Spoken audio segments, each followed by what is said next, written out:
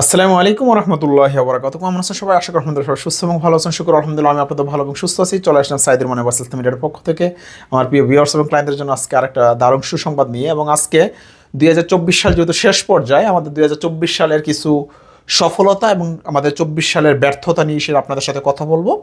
যে আজকের ভিডিওটা যদি একটু বড় হয়, আপনারা একটু মনোযোগ দিয়ে শুনেন।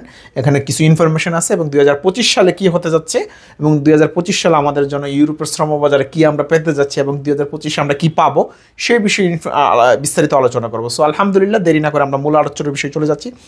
সো সবচেয়ে বড় সুখবরটা দিয়ে শুরু করে রাশিয়ার ভিসা আপডেট নিয়ে শুরু করে আলহামদুলিল্লাহ আমাদের মঙ্গলবারে আল্লাহ বাসিলা আমাদের 6 জন লোক রাশিয়ান এম্বাসিতে দাঁড়াবেন এবং বৃহস্পতিবারে দাঁড়াবেন ইনশাল্লাহ আরও 5 জন, টোটাল 11 জন, যাদের আমরা রিসেন্টলি ইনশাল্লাহ ভিসা পেতে যাচ্ছি, ট্যুরিস্ট ভিসা। সো দোয়া করেন যে আমরা প্রতিনিয়ত চাচ্ছি যে ভিসা করে আল্লাহ বাসাইলে আমরা ফ্লাইট করানোর জন্য, বা ওয়ার্ক পারমিট ভিসা যাদের পাইছি আরও কিছু ভিসা ইনশাল্লাহ আমরা রিসেন্টলি পাবো, দোয়া করেন।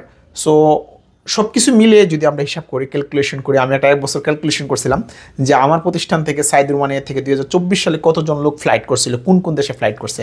2024 সালে সবচেয়ে বেশি লোক, আমার সবচেয়ে বেশি ফাইল, যেহেতু আমি রুমানিয়ার কাজ করি, সবচেয়ে বেশি লোক আমার ফ্লাইট করছে রুমানিয়াতে ইন টোটাল আমাদের 57 জন লোক ফ্লাইট করছে 2024 সালে। রুমানিয়াতে ফ্লাইট করছে 57 জন, ইটালিতে ফ্লাইট করছে আমাদের 22 জন, আর জার্মানিতে ফ্লাইট করছে আমাদের 6 জন, ঠিক আছে। আর ইয়েতে ফ্লাইট করছে, সার্বিয়াতে ফ্লাইট করছে আমাদের এই বছর এজেন্ট ফাইল এবং সব কিছু মিলে, ট্যুরিস্ট মিলে, সব কিছু মিলে 11 জন ফ্লাইট করছে। সো সামনে আশা করছে রাশিয়াতে আমাদের ফ্লাইট, এবছর আমাদের রাশিয়াতে ফ্লাইট করছে ইন টোটাল ফ্লাইট করছে 17 জন, আর সামনে এখন ফ্লাইট আরও আছে।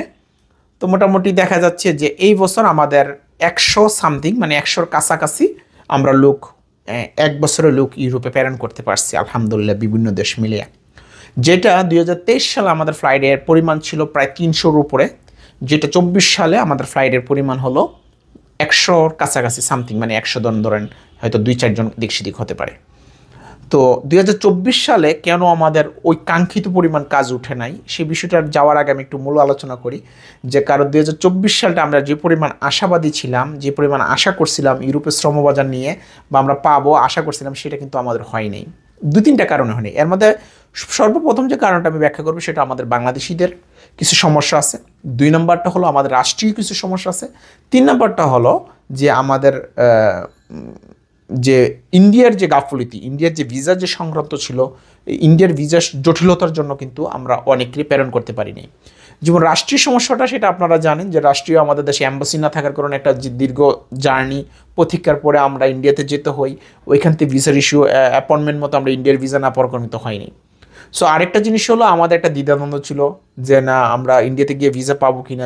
তারা যদি সিরিয়াসলি কাজ করতো তাহলে কিন্তু আরও অনেকগুলো ভিসা হয়তো আমরা পেতে পারতাম, বা আরও অনেকগুলো ভিসা ডেলিভারি পাইতাম। আমি আশা করি আপনাদেরকে বোঝাতে পারছি। তো আর আমরা সবসময় একটা জিনিস চেষ্টা করি, যেটা আমরা যারা কাজ করি ইউরোপের ট্রেড নিয়ে, যারা আমরা কাজ করতেছি, আমি সবসময় বলি যে ইউরোপের ভিসাটা কোনো এজেন্সি আপনাকে দিতে পারে না। এজেন্সি শুধু ফাইলটা প্রসেস করতে পারে, ভিসা দেওয়ার ক্ষমতা বা সক্ষমতা রাখে অ্যাম্বাসিডর। ওই জিনিসটা আপনার অবশ্যই মাথায় রাখতে হবে। আর হ্যাঁ, ব্যর্থতা সফলতা নিয়েই মানুষের জীবন, সেটা আমিও তার ব্যতিক্রম না। এই বছর আমরা যে আশা করছিলাম, আমরা মনে করছি 2 থেকে 250 ভিসা ইনশাল্লাহ পাবো, সেই পরিমাণ ভিসা কিন্তু আমরা পাইনি। এখন কিছু ভিসা পাচ্ছি আলহামদুলিল্লাহ, রাশিয়ার বেশ কিছু ভিসা পাচ্ছি, খুব শীঘ্র আরও কিছু ভিসা পাবো, আর সার্বিয়ার কিছু সামনে হয়তো ভিসা পাবো। আর রোমানিয়া, যেহেতু আমি সবচেয়ে বেশি কাজ করি, রোমানিয়া আমার সফলতাও বেশি, রোমানিয়ার নিয়ে আমার প্রতিষ্ঠানের নামই সাইদ রোমানিয়া। সো আলহামদুলিল্লাহ 2025-এ আমরা আশা করি রোমানিয়ার এই বছর যাদের পারমিট আসছে 2025-এ তাদের ভিসাগুলো পাবো, এবং 2025-এর ফাইল আমরা কিন্তু জমা নেওয়া শুরু করতেছি, যে রোমানিয়া আমরা এবং ক্রোয়েশিয়া এই 2টা নিয়ে কাজ করব। আর সবচেয়ে বড় কথা, যে মানুষের জীবনে কাজ করার ক্ষেত্রে যে সফলতা যে সবসময় থাকবে সেটাও না, কখনো কখনো ব্যর্থতা থাকবে। যেমন আমরা 2024 সালে যে স্লটটা নিয়ে কাজ করছিলাম, যে পোল্যান্ডে মেনলি আমাদের ভিসা সমস্যা হয়ে গেছে, যে ভিসার ইস্যু ভালো ছিল না, ইন্ডিয়ার ভিসা জটিলতার জন্য লোক প্রেরণ করতে পারি না, ইত্যাদি ইত্যাদি অনেক সমস্যার কারণে আমরা কিন্তু অনেক বড় একটা হুচট খাইছি পোল্যান্ড শ্রমবাজারে। 2 নম্বর আমরা হুচট খাইছি লিথুনিয়াতে আমরা ওয়ার্ক পারমিট আনলাম, আইগোজোলাস করলাম, অনলাইন করলাম, অ্যাপয়েন্টমেন্ট নিলাম, সব কিছুর পরেও কিন্তু পিসিসি লিগ্যালাইজেশনের যে একটা জটিলতা ছিল, বা নেপালে যাওয়া, নেপালে থাকা, ভিসা নিয়ে সেরা, এটা পরে আমাদের আর হয়ে ওঠে নাই। ঠিক আছে, এটা হলো ব্যর্থতার কথাগুলো বলতেছি। সফলতার কত গল্প তো বললাম, এখন ব্যর্থতারগুলো বলতেছি, যে 2024 সাল আমরা কি পরিমাণ হুচুট খাইছি, কোথায় কোথায় খাইছি। যেমন পোল্যান্ডেরটা বললাম, তারপরে লিথুনিয়া সেম একটা ঘটনা ঘটলো বাংলাদেশিদের সাথে। এরপরে হাঙ্গেরি ওয়ার্ক পারমিট আনলাম, অনলাইন করলাম, এম্বাসি অ্যাপয়েন্টমেন্ট নিলাম, বই জমা দিলাম, কিন্তু ভিসার ইস্যু খারাপ। ভিসার ইস্যু নাই বললেই চলে, ঠিক আছে। ভিসার ইস্যু খারাপ থাকার কারণে ভিসা পাইনি আমরা। সো এটা হলো বাস্তব অভিজ্ঞতার আলো থেকে বলতেছি যে প্রেক্ষাপটটা বা পরিস্থিতিটা আসলে কাউকে বলে বোঝানোর মতো না। যারা কাজ করতেছি ট্যাটে যখন ভলিউমে কাজ করবেন, আমি যেহেতু বেশি পরিমাণে কাজ করা অভ্যাস সবসময়, এখনও কাজ করি ভলিউমে। আসলে অনেকে বলে যে বস 2-4টা নিয়ে কাজ করতেন, 2-4টা নিয়ে সেটা চেক করতেন, তাইলে হয়তো এত বড় হুচুট খাইতেন না বা এত ধরনের সমস্যা হতো না। আরে ভাই 2-4টা নিয়ে আপনি কাজ করলে কতদিনে কাজ শেষ করবো বা কতক্ষণের সময়? আমি যেহেতু বেশি করে কাজ করা অভ্যাস, 2-4টা নিয়ে সেটা পেট ভরে না বা মনে হয় না যে আমি কিছু করতে পারতেছি। যখন আমি মনে করি যে আমি সবচেয়ে সমস্যা মনে করি যে 100-200 যদি একটা সেক্টর থেকে ভিসা উঠে, তখন মনে হয় যে এই কাজটা সাকসেস। জীবন আলহামদুলিল্লাহ ভিসা উঠবে আমাদের রাশিয়া, কনফার্ম এগুলো ভিসা পাবোই ইনশাআল্লাহ, যেহেতু কাজ একদম 100-100 আমাদের এখন পর্যন্ত কোনো ফাইল রিফিউজ হয় না স্যার রাশিয়ার। তো বলতে পারি যারা আছেন রাশিয়ার তারা 100% ভিসা পাবেন, কারো একটা ভিসা মিস হবে না। সামনে ভিসা পাবো রোমানিয়ার আল্লাহ বাসালে যারা এম্বাসি ফিক্স করবেন বা যারা অ্যাপয়েন্টমেন্ট আছে ইনশাআল্লাহ তাদের ভিসাগুলো। রোমানিয়া কিন্তু ভিসার ইস্যু খারাপ দেয় নাই, 70-80% কিন্তু রোমানিয়া, আমার 80-85% পর্যন্ত রোমানিয়ার ভিসার ইস্যু এবছর ছিল। সো ইনশাআল্লাহ সামনে ইউক্রেনের পারমিট ইনশাআল্লাহ আমরা জানুয়ারিতে আমরা ইউক্রেনের পারমিটগুলো ডেলিভারি পাবো। ইউক্রেনের ভিসার ইস্যু খুবই ভালো থাকবে, এখানে রিফিউজ হবে না। কয়েকটা দেশের কথা বলি যে ভিসার ইস্যু খুবই ভালো থাকবে 2025-এ। তার মধ্যে আমরা অন্যতম বলবো যে রোমানিয়া, ক্রোয়েশিয়া, ইউক্রেন, রাশিয়া, বুলগেরিয়াও দেখতে পারেন, বাট বুলগেরিয়ার বিষয়টা একটু ডাউট আমার জন্য হয়, কারণ বুলগেরিয়ার কাজে কিছু জটিলতা আছে, এর জন্য আমি বলতেছি। আর নন সেনজেনের মধ্যে যদি বলেন কিছু সার্বিয়ার কাজ উঠবে, হ্যাঁ কিছু সার্বিয়াতে কিছু কাজ উঠবে, তারপরে বসনিয়াতে কিছু কাজ উঠবে নন সেনের মধ্যে, কিছু কোসোভোর হয়তো উঠতে পারে। বাট কোসোভোর কথা বলতে বলেছে, কোসোভো আমাদের ফ্লাইট করছিল এই বছর, কিন্তু টোটাল অনলি 7 জন লোক ফ্লাইট করছিল। তো ইনশাল্লাহ, তো আসলে আমি একটা জিনিস বিশ্বাস করি, যখন ভিসা হয় বা ভিসা কোনো দেশ দিয়ে থাকে, সেটা আমি কম বেশ সব এজেন্সি কিন্তু ভিসা পায়। যখন ভিসায় না দেয় তাহলে আপনি কোন এজেন্সিকে আপনাকে ভিসা করে দিবে। তো আমি সবসময় এটা বলে করি যে ভিসা পাওয়াটা ডিপেন্ড করে অ্যাম্বাসিডরের উপরে। যে অ্যাম্বাসি আপনাদেরকে ভিসা দিয়ে থাকে তাহলে কিন্তু অবশ্যই কম বেশ সবাই ভিসা পাবেন। হয়তো যে আমি হয়তো 10টা পেলাম, আরেকজন 5টা পেলো, এরকম বিষয়টা।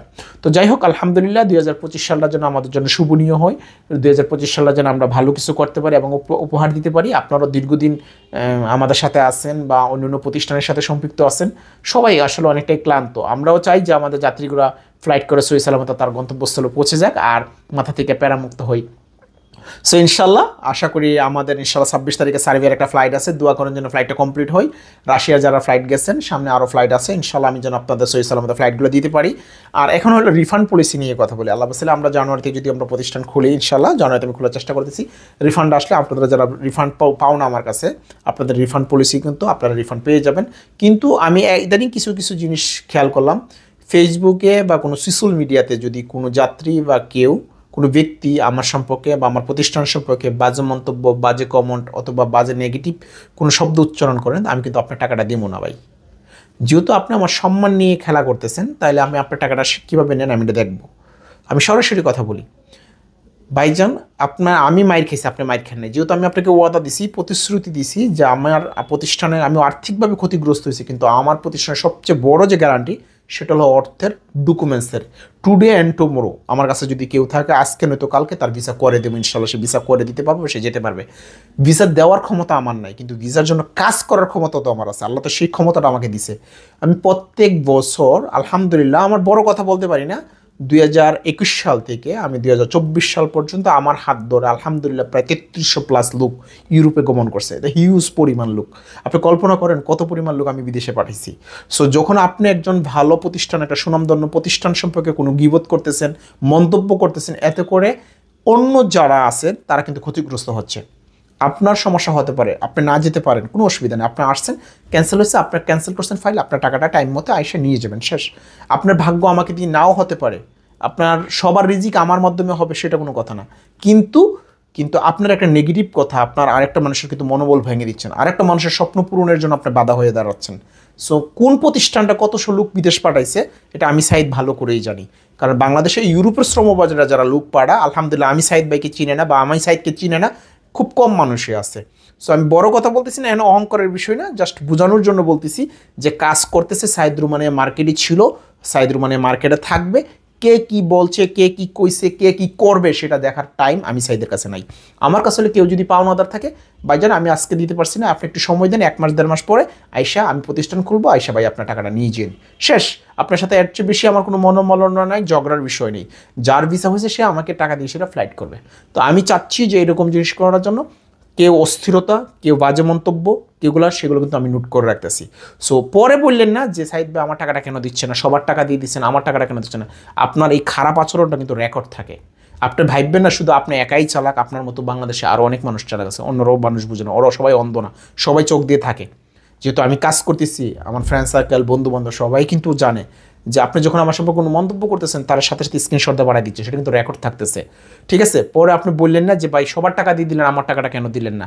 আমি চাই যে আপনার টাকাটা, আপনার কষ্ট অর্জিত অর্থ আমার প্রতিষ্ঠান থেকে মাইর গেছে না, কখনো মাইর যাবে না। আমি শত শত মানুষের টাকা রিফান্ড দিছি, শত শত। যে ক্যান্সেল করছেন ভাই নির্দিষ্ট সময় টাইম পরে এসে আপনার টাকা নিয়ে যাবেন, কোনো অসুবিধা নেই। আমার প্রতিষ্ঠানের সর্বপ্রথম জিনিস হলো অর্থের গ্যারান্টি, 2 নম্বরের ডকুমেন্টস। আমি যে ডকুমেন্টস প্রোভাইড করে থাকি এটা 100% অরিজিনাল বা অথেন্টিক। হ্যাঁ, ভিসা না দেওয়ার জিনিসটা হলো অ্যাম্বাসিডরের হাতে, ওটা তো আমার হাতে না রে ভাই ক্ষমতা, ঠিক আছে।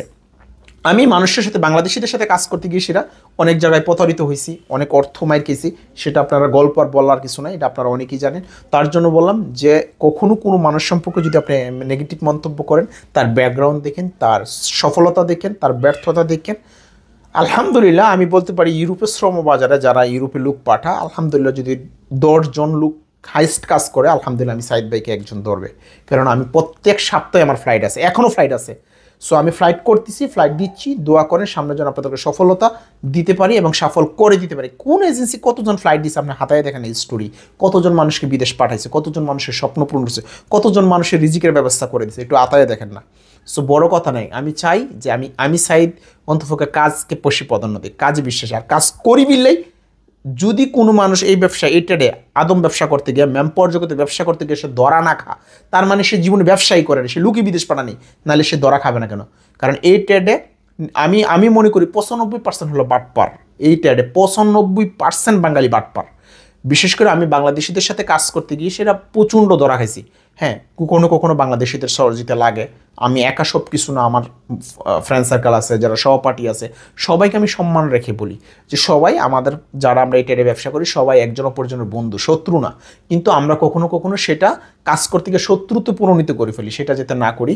যার সাথে ধরুন আমি কারোর সাথে একটা কাজে দিলাম, সেই টাকাটা আত্মসাৎ করে ফেলে, তখন তো জিনিসটা শত্রুতে পরিণত হয়ে যায়। বা একটা কাজ দিলাম, কাগজটা বুকাস একটা কাগজ দিয়ে দিল বা ফেক ডকুমেন্টস দিল, তাতে করে কিন্তু শুধু আমি বিশেষ করে বলবো যে এতে এজেন্সির শুধু আমার শুধু ক্ষতি হচ্ছে না, আমার সুনামে ক্ষতি হচ্ছে, আমার কাস্টমারের সমস্যা হচ্ছে, বিভিন্ন সমস্যার সম্মুখীন হতে হয়। আসলে মানুষ কারো না কারোর উপরে সহযোগিতা লাগে, মানুষ চলতে সামাজিক জীব, একজন অপরজনের সহযোগিতা লাগে, এটাই স্বাভাবিক বিষয়। কোনো কাজ এক হাতে হয় না, এখানে 3-4-5টা হাতে কখনো একটা কাজ করতে গেলে সহযোগিতা, যেমন আমাদের যখন কাজ করি, যেমন ইউরোপে যখন ফাইলটা পাঠাই, এখানে লয়ার লাগে, লয়ারের পরে কোম্পানি লাগে, তারপরে আমি আছি, আমার অফিস আছে, তারপরে দেখা যায় অ্যাম্বাসি সাবমিট করার জন্য সব অ্যাম্বাসিতে আমি একা গিয়ে সাবমিট করার সময় সাপোর্টিং সাবমিটের জন্য কোনো এজেন্সির বা কোনো প্রতিষ্ঠানের সহযোগিতা নেওয়া লাগে, অ্যাপয়েন্টমেন্টের জন্য সহযোগিতা নেওয়া লাগে, ইত্যাদি ইত্যাদি অনেকগুলো কাজ। টিকিট কাট করার জন্য টিকিটিংয়ের সহযোগিতা লাগা লাগে। তো এই সব কিছু কমপ্লিট করার পরে কিন্তু একটা লোকের সফলতা আসে, সফল লোকটাকে সফলভাবে ফ্লাইট করানো যায়। সো আলহামদুলিল্লাহ আমি আশা করি আপনারা বুঝতে পারছেন, সাইদ রুমানিয়া ভার্সেস লিমিটেড সবসময় কাস্টমারের সাথে আছে, কাস্টমারের সাথে থাকবে। কিন্তু আমি মনে করি যে 80% ক্লায়েন্টই আমার খুব ভালো, কিছু ক্লায়েন্ট আছেন হয়তো বুঝেন না, সেটা বোঝার চেষ্টা করেন। আমি আশা করি সামনে আল্লাহ বাসলে আমাদের দুর্দিন চিরদিন থাকবে না, দুঃসময় সবসময় চিরদিন থাকবে না, সামনে ভালো কিছু হবে, ভালো কিছু আপনাদেরকে দিতে পারবো।